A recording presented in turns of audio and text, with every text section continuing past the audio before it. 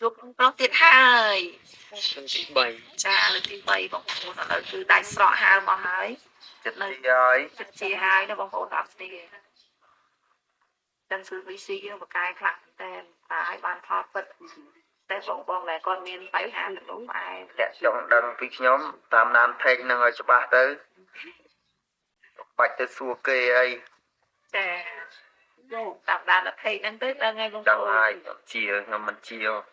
ចាពួកយើងមកតាមដានសុខភាពគាត់រាល់ថ្ងៃបានមកទឹកទេបងទឹក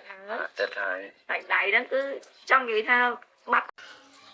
ជំរាបសួរបងបាទជំរាបសួរបាទបងឈ្មោះដែរបាទកុយសុខុននៅខ្ញុំមានបញ្ហាទៅក្នុងផ្អែមវារ៉ាំរៃយូរឆ្នាំហើយរហូតដល់តបៅដៃបៅជើងឥឡូវខ្ញុំបានប្រើផលិតផលនេះវាបាន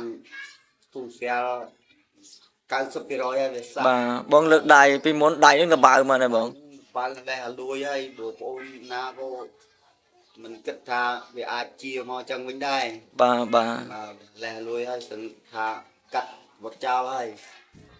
តែដល់ខ្ញុំប្រើផលិតផលហ្នឹងទៅខ្ញុំថាវាបានសះនិយាយក្រៀមមិនតែគាត់ថាវាមិនទាន់សះល្អវានៅជួមប៉ុន្តែបាត់ទុះបាត់ស្អុយអស់ហើយលែងវាដុះសាច់ដើមបាទខ្ញុំប្រើអស់តាមួយឈុតទេមួយឈុតតូចទេបាទ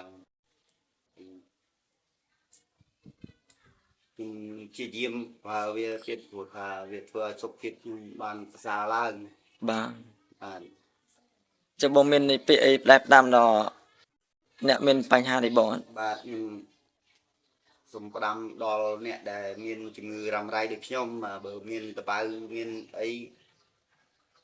ពិបាកនឹងព្យាបាលហើយវាអត់ព្រមសះសូមប្រើនឹងចោះហ្នឹងហើយតបៅទៅនំផ្អែមមកណាបាទយើងមានបញ្ហាហើយស្គរជាតិស្គរលើជាតិស្គរខ្លាំងហើយនឹងកាហ្វេនេះតែនេះគឺបើកម្លាំងបាទអាចនេះជួយកម្លាំងយើងមិនឲ្យយើងធីងធូមមិនឲ្យយើងវិលមុខអីចឹងបាទហូបទៅវាបានស្រួលខ្លួនបាទចឹងអរគុណច្រើនបងណាដែលបានចំណាយពេលវេលាឲ្យបងអូនសុភាអានេះជារឿងពិតបងប្អូនបាទសូមអរគុណដល់ក្រុមហ៊ុនដែលបានបញ្ចេញផលិតផលដែលប្រកែស័ក្តិសិទ្ធិសម្រាប់អ្នកមានបញ្ហាដូចខ្ញុំបាទ